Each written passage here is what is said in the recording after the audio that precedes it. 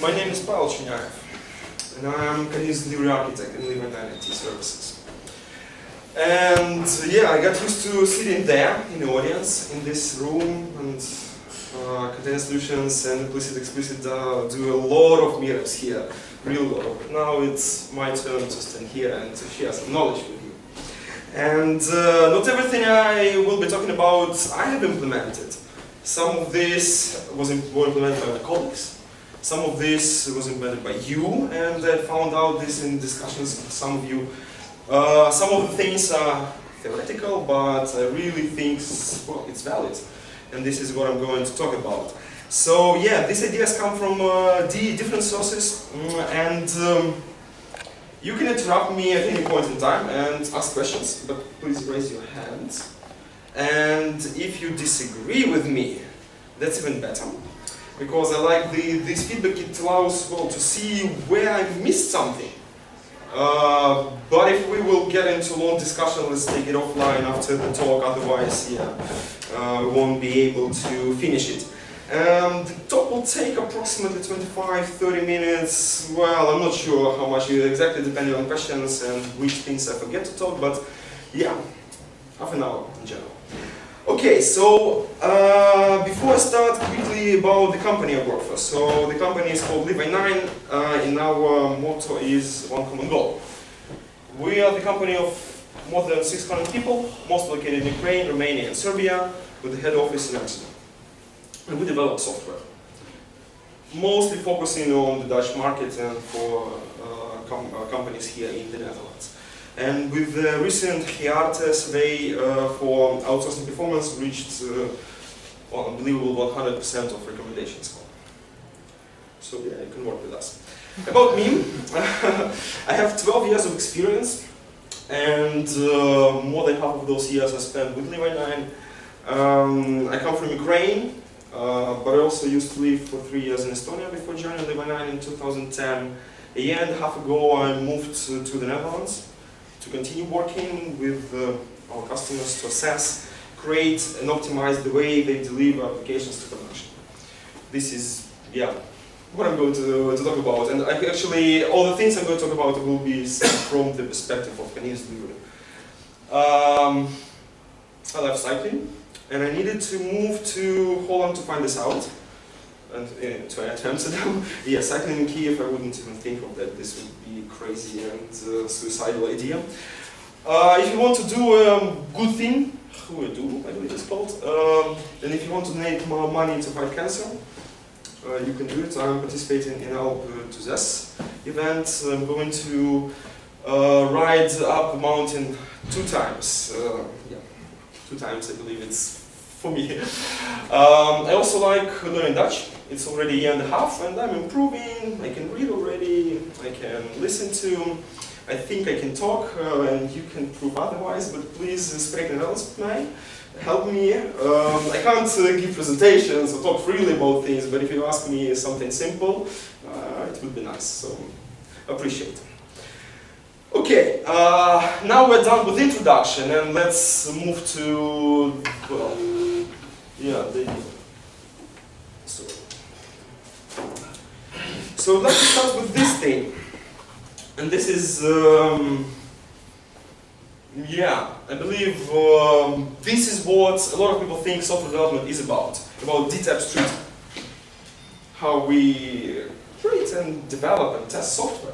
It starts with the developer laptop. Well, things are hacking, working somehow.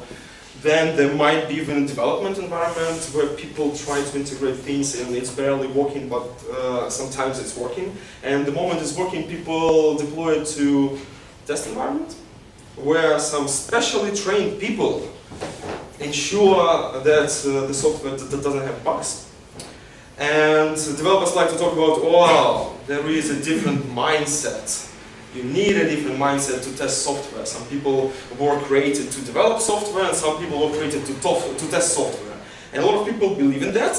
I don't. I think this is, well, not bullshit, but this is not true. But this is what a lot of companies are doing, and I see, well, yeah, some people need to test software. But then, after some people find the bugs, they return to developers, they hate each other, because, well, it was working, but suddenly it's broken, or it's not a bug, it's a feature, all of those things.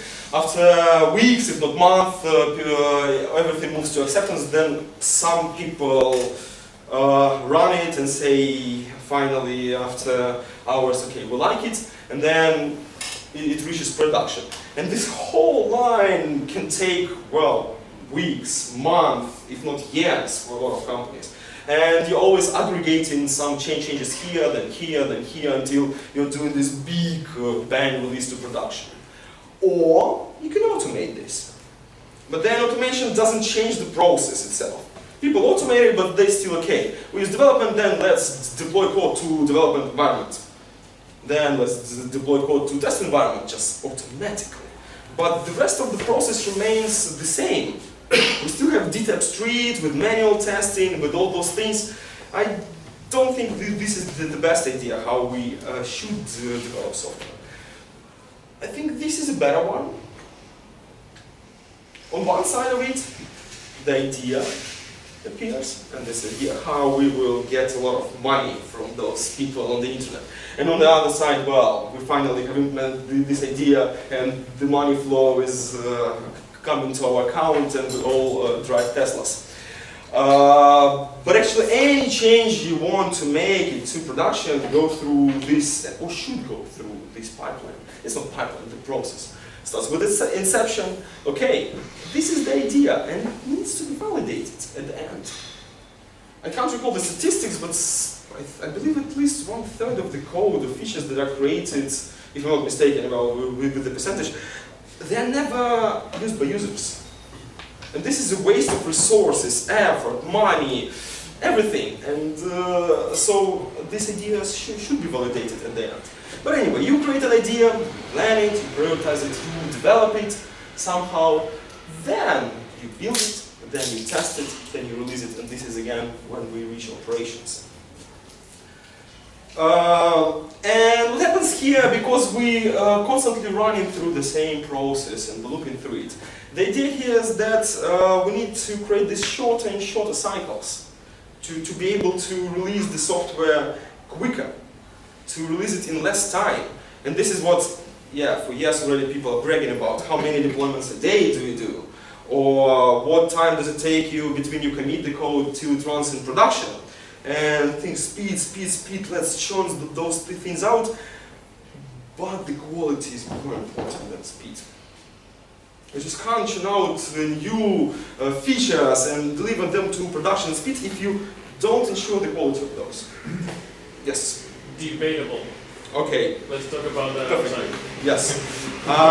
You need to ensure good quality. You need to check the application. Because in that process, there was no space for manual testing. Manual testing is one thing that you can't speed up. Well, you can speed up, but just stop doing some of the testing. Or using a lot more people, but neither of these things are really working. So yeah, this will account to two ideas how to approach the quality of the software. This idea is to keep the product releasable. All the time the product should be releasable with every commit, and build the quality into the software development process. And I will talk more or less whole presentation about these two ideas. Now, this is, well, if we abstract and generalize how the microservices architecture looks like. A number of services depicted as these hexagons that are communicating with each other directly through the event bus.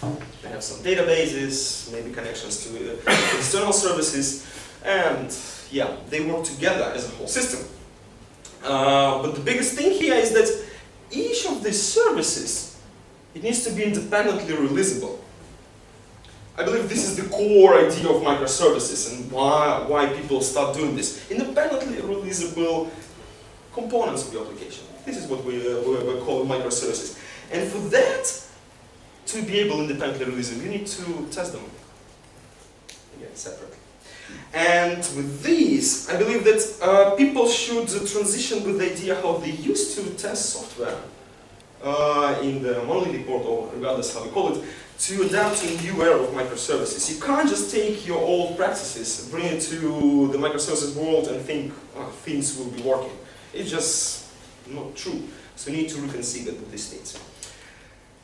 Quickly about some of the ideas of building the quality in. So when people talk about testing, mostly is about finding bugs, what it is. And testing is not about this. Again, it's just one thing that is kind of a result of what you do with testing. But this is not the goal to find bugs in the software, because if you have found a bug, well, simple, software has defects. If you haven't found a bug, well, nothing is granted. Maybe you just haven't found it. But then you should think it from the other way: how you establish the quality, how you ensure the quality of the software, not how you ensure that it has bugs. And this perspective changes really what you do with testing. That should not raise the cost of maintenance, because one of the ideas that people are doing, okay, these are our test cases, hundreds or thousand test cases, we created them, well, it takes days to go through all the test cases, let's automate them. Superb, we automated all the test cases, now they're running 5 hours instead of several days of manually, but any change in the software breaks those tests, and they're running for 5 hours. And you need a special team dedicated that will support this test suite. And this only increases the cost of maintenance, but it doesn't change actually how you running the testing. Because in addition to source code, you now need to maintain the test, but does it provide value to you? Not in every case. But it's a bit awkward to say that the test breaks if you build in new software. If you don't update the automated test, it will break. Or might not, but in most situations that I see, it's broken. And in a lot of situations I see where people automated all the test cases, half of them are sometimes working, sometimes not, and then people just either disable them, or just stop using them, or the response is, oh, the build was broken because the test failed, just restart it again. People are spending time, companies spending money to implement this, but it doesn't provide any value in return. It shouldn't be like that. But if you don't change the API of a microservice, for example, why should a test break? This is a good question. Then the test probably won't break.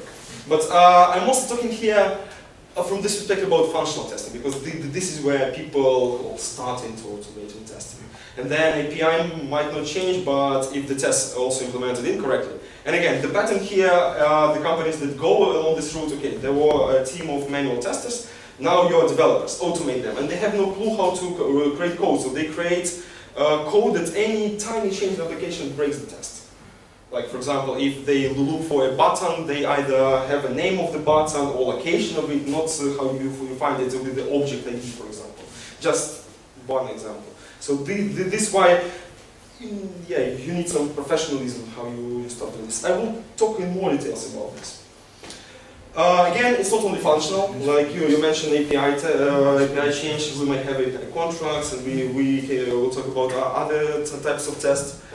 But the more important part is that the quality should be established early in the development process. So before you start developing software, you need to find out how you will ensure its quality, not afterwards. And not developing for some time, and at the end of the sprint, testers will do something. You need to, immediately everyone should know how we're going to do it. And this needs to be clear for everyone in the team, because this is a shared responsibility. It's no longer, okay, testers test, developers code. There is a multifunctional team, and the team is responsible fully for the application, including its testing. And it should be part of the definition of done. Again, you can't implement the feature and then in the next sprint change your tests. Again, your tests will be broken and they won't provide feedback you want. Move the test to the left is the idea that you need to start testing as early as possible to provide feedback to developers as early as possible. Again, you can't do it at the end of iteration. You need to do it with every commit and as soon as possible. It's a big debate whether people should use test-driven development or not. I believe everyone should be using it because it changes the mindset how you think about the testing and development software. You first create requirements in a technical language, and then you implement the code that fits into these requirements. So it's, again, it changes perspective. But I've seen a lot of attempts doing this with, and it failed because people either didn't buy in or people were not dedicated enough to to do it. Or people were slow, first 1 2 sprints before they got used to working in TDT, and the management decided, suddenly their velocity was 40, now velocity is 12, we need to stop this experiment. So again, it's debatable. I would advise, to go for it if you can, because this is what I believe the right way. But if I think from the process perspective, I'm talking about build, test, release cycle, because this is what actually every team member will see each day, how the software is working. And this is, here. It immediately seems here. If you think about pipelines, this pipeline looks like this. On one side of the pipeline, we throw in the source code. Then we go through build, test, release stages. And on the other side of the pipeline, we get magically working software, quality software. And this needs to be reproducible and repeatable process. Because you will do it probably a lot of times a day, or a lot of different people are doing it, but the process needs to be the same all the time. And I also think that this changes a bit perspective from, on every commit, continuous delivery says that you need to create potentially releasable product to keeping really the product releasable. You can make a decision not to release it, to deploy it to production, but you will be able to do it if you want. And not potentially, it is ready. This is what we're achieving with this pipeline. What happens here? Well, at the build stage, we do everything that makes sense to do with the source code until we compile, create an artifact, and version it, and assign a unique version. And if any of these stages fail, we just stop the process. It makes no sense to continue if something has failed here. Just why would we even create artifact if Lint said that we've got problems with our syntax? It's just a waste of resources. Then the tests. And this is what we're working with the produce binary artifact. We're running all sorts of tests and we're running them in parallel. We'll talk about that. And then we release. This is how we make our software available. But the key idea here is really about testing, how we run those tests. And we should run them all together in parallel. Because this is what creates the idea of you specify all the criteria you need to establish quality of your software. Because if all of these tests have passed, you can stamp your build, quality assured. Here you are, gentlemen, new version of our software. And the thing here is that why DTAP is not needed, because you provision infrastructure immediately before you want to run the test, specifically for this kind of tests. Be it Docker, be it AWS Army, whatever, regardless how you do it. You provision it right in time before you run the test. And for each specific test, you provision a separate environment. And you can run them in parallel, really, 2 flows or 15 flows, it doesn't matter, the process is identical. And if you create a proper testing framework can even create these environments for you. If not, well, you can script it always.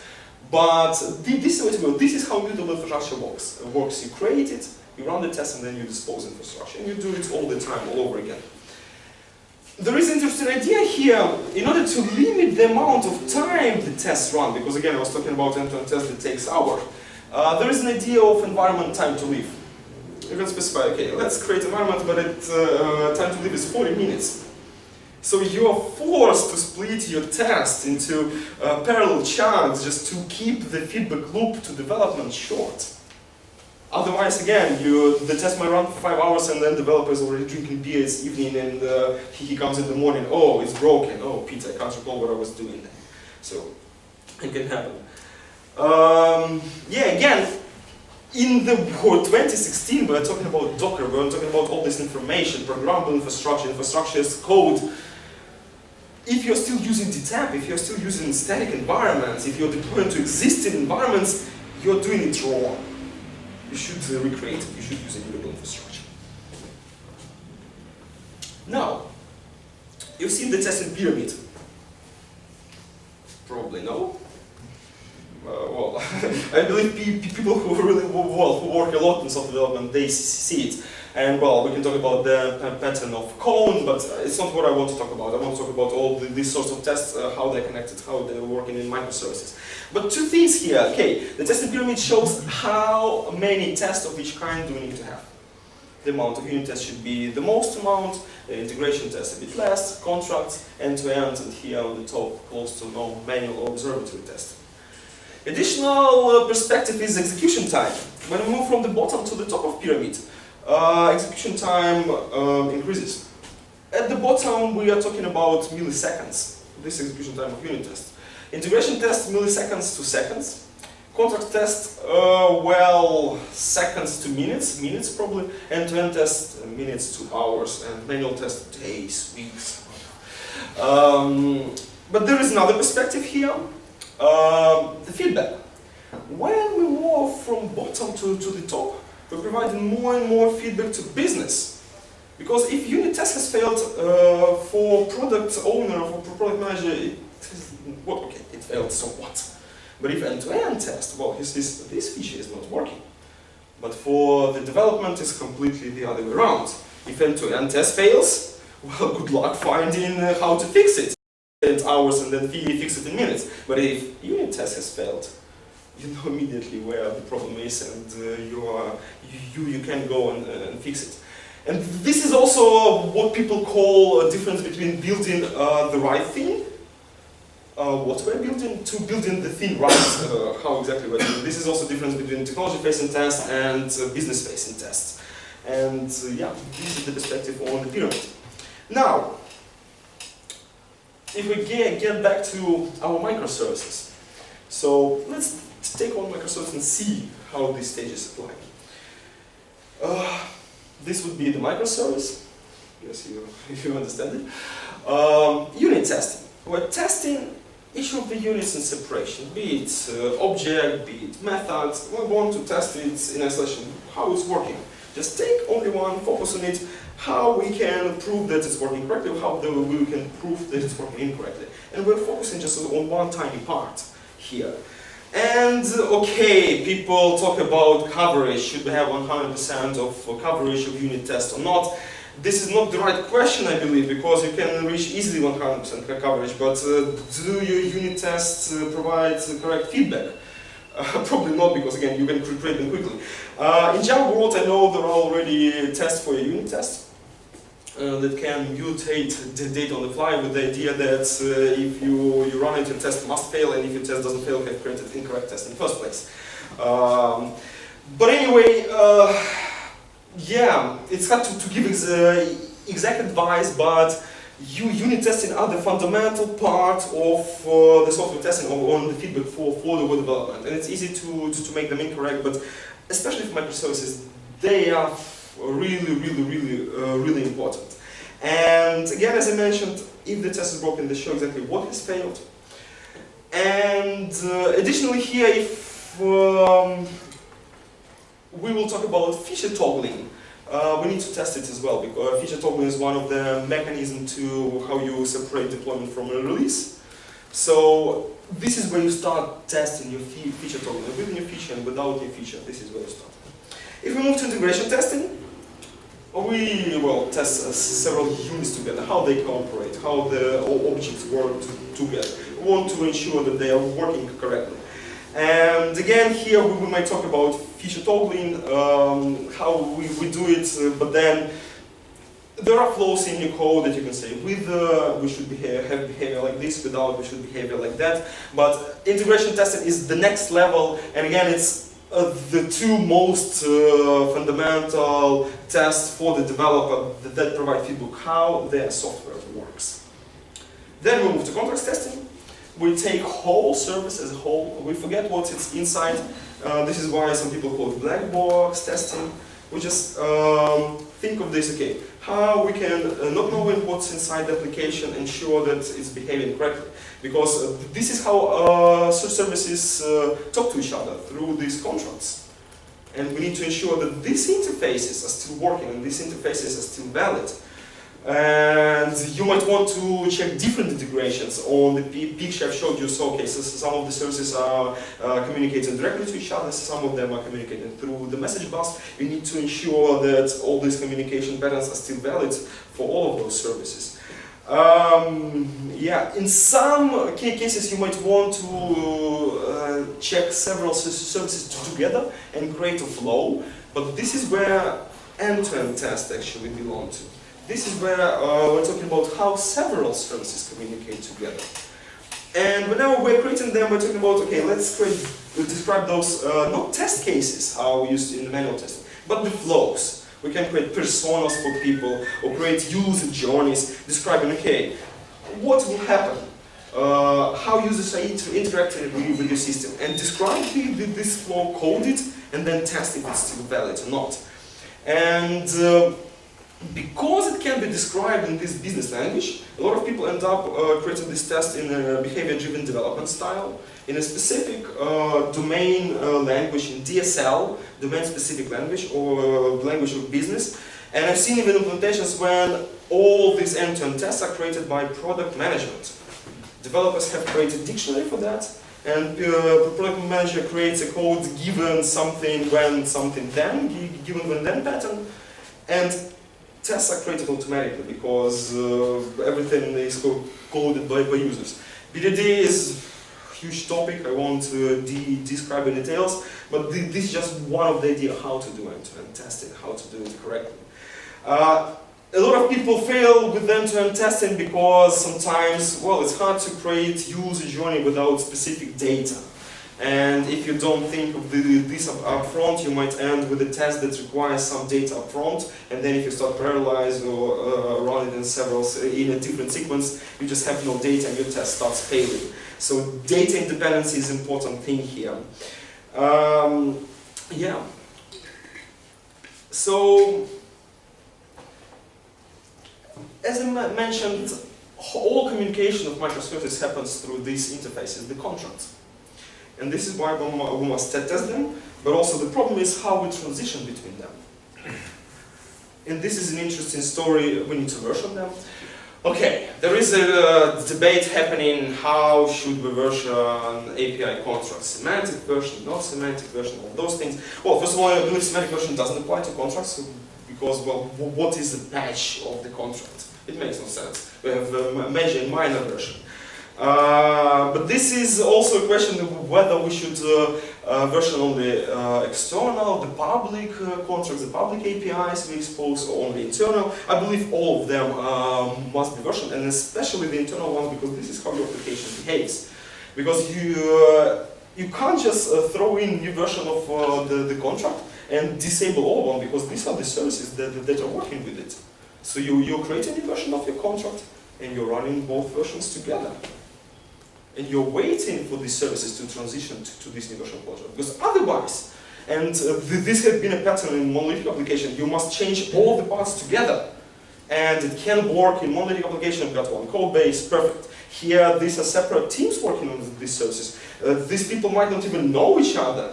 They might live in completely different time zones. You have no clue. So, even if these are the services created by your fellow teams, team members, you need to create the process, create and run them together. Then announcements and services will start transitioning to a new version of the contract. And only when all of them are using a new version of the contract, only then you stop using the old one. And this is a manual process, but this is the process that keeps your product releasable, keeps your product working all the time.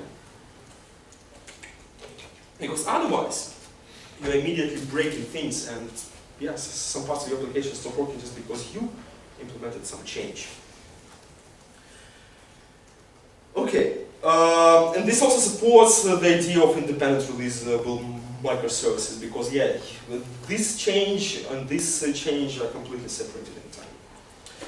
Now quickly to talk about this part of testing pyramid. Huh? Okay, there was manual observability testing. There is no part in the process of development for that. But I would like to talk about several things here. Types of testing that don't fit a deal in the process, but we still, and for some companies or some projects, might be interesting to run. First of all, I would like to talk about testing in production. I know all the history, and when people bore talking about testing in production, they will say, "Are you crazy? What are you doing? No, you shouldn't do it." And if we don't establish the quality in a correct way, this is a valid concern. Because you're deploying to production something that wasn't tested, and most probably it's broken. Especially if you use DTAP Street and with manual testing, you will fail things. But if you implement correct quality assurance, it's not a problem. If you implement canary releases, canary pattern, or dark launches, you can make it work, because the reality is that either people just don't see your version of your service because it's dark launch, or only a fraction of them is affected if something goes wrong. And you deploy it alongside with the current version of the application, and you compare the metrics, you compare the business flows. Okay, are we still making money, or suddenly are we losing money? Or if generally 15 users a second subscribe to our service, and so suddenly we release new version application, it's only one, something is wrong there. So you got this powerful tool to compare. Okay, maturity of monitoring, maturity of these deployments is needed to go there. But companies are doing this, and they're drastically reducing their release cycles. Now, with the test, we're still talking about minutes, maybe hour between you commit and deploy to production. But if you deploy with Canary, it can be really minutes. And then you perform all the testing there. And you're performing the testing with real users doing stuff they generally do. It's not synthetic transactions, it's not the flow you thought people will be using. Real people are testing your software in production and providing you feedback. It doesn't work for every project. For example, most probably if we're talking about banking software, not a good idea. But for some of the parts, maybe. But if you're Facebook, well, it's not a problem at all. If you just have a problem, hit refresh and everything's working again now.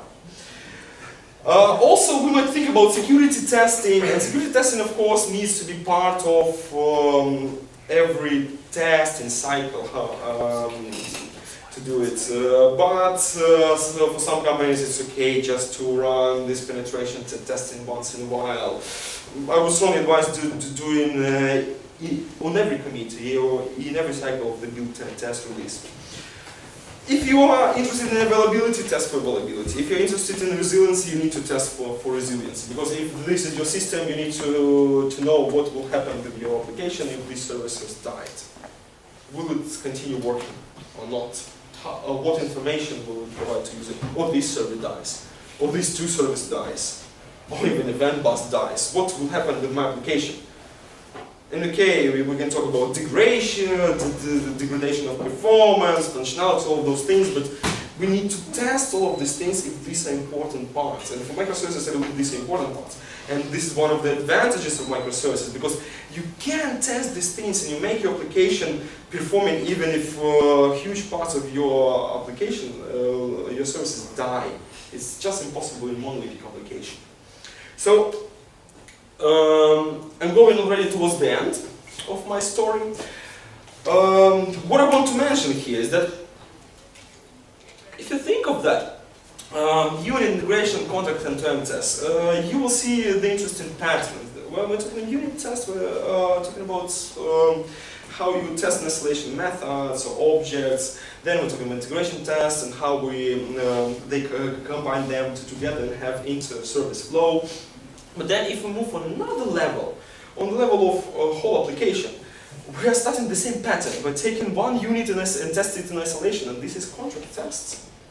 And then we go one level higher and test how these units are working together. So from some perspective, it's just an approach, where are your boundaries? If your boundary is the whole application, well, you can call this unit test and this integration test, and in a way they are. If your boundary is just one service, well, these are your unit tests. You can call them contracts tests, because objects have contracts. It's just we don't call them contracts, but this is API essentially. And same with the integration test. And all of these things that I was talking about, Okay, I was talking for them from the perspective of microservices, but if you're developing monolithic application, it doesn't mean that you shouldn't use it. Actually, you should use it, because even if these are not separate microservices but components in one application models, they have API, they communicate between each other, and in most cases people just take away this, they don't want to know this, they want to test application as a whole. But if you start taking this internally, then if you decide to move to microservices, you will have an easy journey. You just take a part of the code and start separately. It just won't be internal system call, it will be a call that goes with the networking. But the process will be the same. But if you're not doing all of this, you'll have a lot of pain splitting your application into microservices, because you will need to implement all of this, or your application will be constantly broken. So yeah, this was how it looked from continuous delivery perspective, how we can really start releasing quicker and quicker and quicker through establishing the quality. And this is done through two main ideas. We need to keep the product releasable, and we need to build in the quality into software development process. This is when we're talking about build, test, release cycle. This is where the quality is built into. So yeah, key takeaways: update testing practices. You need to come into microservices world within your approaches to testing. Using repeatable infrastructure, no detail, please. Use reproducible and repeatable testing all the time. Build the quality in, and improve continuously. This is it. Thank you. Good stuff. Well, was Any questions? Yeah. Yeah, please. You're describing a sort of wish situation, Yeah, well, okay. but did you manage to do it like this yourself at the company you're working for? Again, not every part of it, but mostly yes. And what's the biggest challenge to reach that situation? This new way, new thinking into testing. Most people think into testing is, again, somebody else is trained to do so. Yeah. And The developer's issue, so to speak. Developers' management issues. Okay, it's a shared team responsibility to be responsible for the application development, testing, and delivery, and operations as well. So this is the biggest problem. And also, well, again, no automation. If you can't automatically create infrastructure, if you can't run the tests automatically, if you think that you can run test manually, you just won't gain speed. Or you will gain speed, but you will lose the quality because the application will be always broken. Yeah. If you can't do automated infrastructure provision and automated testing, what you will end up is releasing all those services together. And then what is the goal of moving to microservices? If you're losing the biggest advantage, independently releasable components, then you're just releasing the same monolithic style in a waterfall way. Just, well, you're calling it microservices. Sounds sexy, but result, you're doing still things the same. This is how I see it. Sorry, how long do your E2E tests take? If in total they are taking hours, but you need to split them to run it into parallel chunks. Again, my ideal testing frameworks would be deciding itself. I say I want to run tests in 10 flows or 15 flows. I should start them the same. An environment should be produced by testing frameworks. But this is not something I've seen fully implemented. I've seen it implemented in a way that, okay, the environment provision is scripted, so you run a provision, this is then you connect to you run the test. And I've seen also the different thing, okay, we've got a number of environments, and we can use as many of them to run tests in parallel. I haven't seen these two merged, but I don't see why it's impossible, because again, the two parts are completely independent from each other. And then you always run it on the server, or do your developers run it locally first? Okay, so the idea here and why I'm talking about reproducible and repeatable, developers should run this test locally. or they should run this test even before they merge into master branch, because otherwise they fail the pipeline and they have to fix it anyway. So it's in their interest to find this out early in the process. And then if you're using, well, first of all, if you're using Docker, if you use all the tools, and if you automated something, you will run the same test, exactly the same locally as you will run them in the pipeline. But then the timeline becomes, can affect your efficiency and. But this becomes a development cycle, what you do in development. Again, you will have to do it anyway, but just you will pay the price later. Have to do it, Sorry, say again? If it breaks, you would have to do it, but If it trying doesn't to break, ensure the quality and having to run it every time before you check in. oh, sorry, then I don't understand really what Well, I you mean, mean. if you're not certain it will break or will break, then the question is, should you run it locally or not? You And should. wait for. I would say you should run those tests local. Okay, let's also put it like this. Most important testing, I believe, is the constructs testing. Unit integration and the constructs. End-to-end tests are created for business. They are providing feedback to business. Developers should rarely run end-to-end tests. They can, but they didn't. In the beginning, I was talking about moving tests to the left and moving tests. I didn't say it. Closer towards the bottom of the pyramid. So if you see the end-to-end test failing, or you find the bug in manual observatory testing, you should think how I could have found out this bug using unit testing, because then you will be able to get this feedback a lot quicker. Well, I would like to add to that it also depends on the use case, right? Because sometimes the developer is also involved in the business, and so they can write the end-to-end test, not necessarily run the whole suite that might take 10 hours to run, but just the specific business case that he's working on, and then it's way easier to spot a bug. And sometimes the unit test is just not enough to spot that bug or to squeeze the bug out of the corner, because the unit test is just to, well, how it says, to test the unit, but it's not going to test the integration of your different units as a whole system. Absolutely true, fully agree with you here. Indeed, again, I was talking about multifunctional team. So developers, if there is agreement of team, the team creates end-to-end tests, not the business developer should create those tests. You are changing the feature, implementing a new feature, why can't you cover it with end-to-end tests to show business that you've created what you want? To me, it's absolutely a valid thing. And you're right that not every test can be covered in unit tests. That's why I'm talking, try to put test as left as possible, but also to the bottom of the pyramid as possible. But if you can't cover it with unit test, cover it with integration test. Can't cover it with integration test, cover it with contract test. But then only if you can't cover it with all these tests, then go to end-to-end test. And with end-to-end test, you can cover everything. And things you can't cover, well, you can hire somebody specially trained to discover bugs in your system. But this is not scalable again. So, but try to put them as low as possible, as left as possible. Nice one. Okay? Any Thanks question, again. guys? Thank you, Pavel. It was really